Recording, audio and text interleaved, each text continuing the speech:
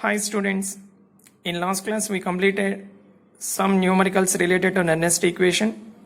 Next, see the continuation. Platinum and bromine and hydrogen cell representation is given and bromide ion concentration is 0.010 molar, H plus ion concentration 0.030 molar, H2 gas present at 1 bar pressure. For this cell reaction is 2 bar minus 2H2 2H plus gives rise to Br2 liquid plus H2 gas. For this cell we have to calculate EMF. Equation E cell or EMF of the reaction equal to standard electrode potential E naught cell minus 0.0529 by 2. Here 2 electrons are involved, so n value 2 log of here 1 by bromide ion concentration whole square into H plus ion concentration whole square. Here 1 is see the products. Products are liquid and gas. Generally liquids or solids are present as the products in a reaction. For that change in concentration we consider as 1. Here gas is present on the product side. This gas is present at 1 bar pressure. So we have to consider partial pressure of this gas, that is 1. So 1 into 1 divided by reactant concentration. Reactants are bromide ion and H plus ion. So we wrote here. And E naught cell. Here H plus ion change it to H2. Undergo reduction. Reduction means it acts as a cathode. So H plus ion change it to H2 gas. Here hydrogen acts as a cathode. Hydrogen is a reference electrode. Already we know that. So for that electrode potential value 0 minus and Br minus change it to Br2 minus 1 change it to 0 means undergo oxidation. So it acts as a anode. So its potential value 1.08. So minus this one 0.0591 by 2 into log of 1 by bromide ion concentration given in the question, H plus ion concentration given in the question, substitute, then we can get this one. See this EMF of this cell, we get negative value minus 1.288 volts. That means this reaction not feasible. This is the condition we should remember carefully. E cell of the reaction is negative, then that reaction is not feasible, means not possible. That means it is a non-spontaneous reaction. That reaction does not take place by itself. That is a non-spontaneous reaction. That is not spontaneous reaction.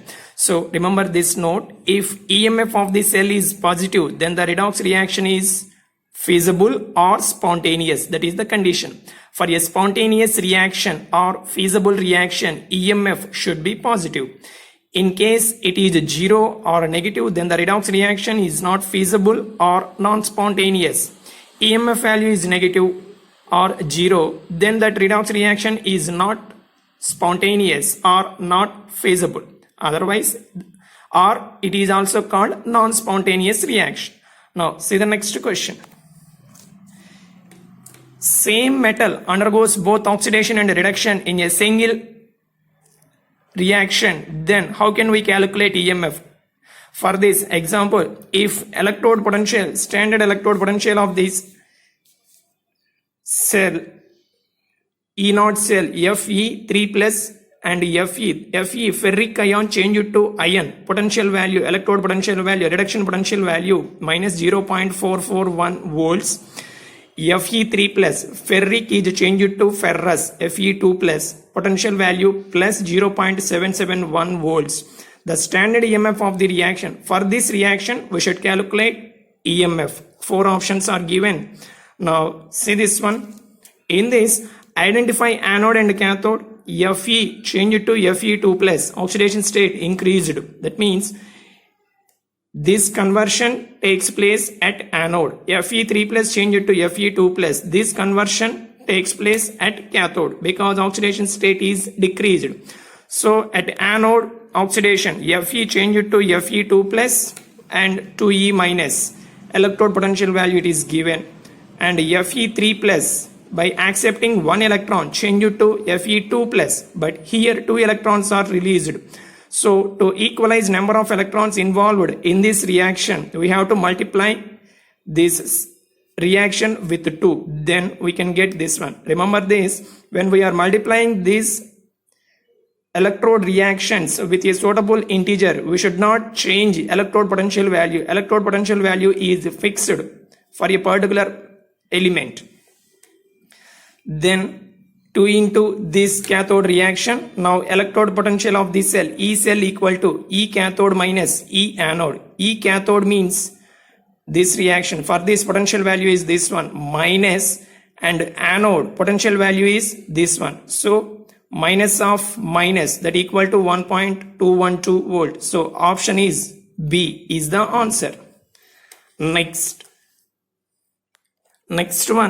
question, just say this. In an electrolytic cell, the flow of electrons is from electrolytic cell. Remember, it is not electrochemical cell. Electrolysis process takes place, that is called electrolytic cell. Electrolysis process is carried out by passing electricity through chemical substances. In that, electrons flow takes place from cathode to anode through internal supply. So for this, answer is option C.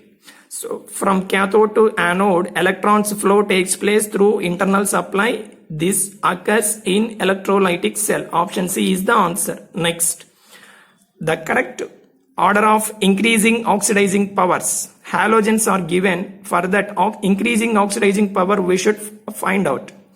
Oxidizing power we can estimate based upon the electrode potential values. In the electrochemical series, elements are arranged in the increasing order of reducing strength. Increasing order of reducing strength means decreasing order of oxidizing strength, oxidizing power. Here, increasing oxidizing power we should find out. See this, if an element has high SRP means standard reduction potential value, then it is a good reducing agent. Standard reduction potential value is very high, that means large positive value, it is a good reducing agent and its oxidizing power is more. The element with low SRP value, low standard reduction potential, that is large negative value, it is a good reducing agent and its reducing power is more. Here from fluorine to iodine, SRP value decreases, so oxidizing power also decreases. So what is the increasing oxidizing power order? I2 less than Br2 less than Cl2 less than F2. Option A is the answer. Okay, next, say this one. Another question, just a theory question. For the galvanic cell, zinc / Zn2 plus 0.1 concentration and Cu2 plus ion concentration is given 0.01 molar. For this, EMF of this cell, under what condition the EMF of this cell increases, we should find out. See, different options are given. For this, suitable option is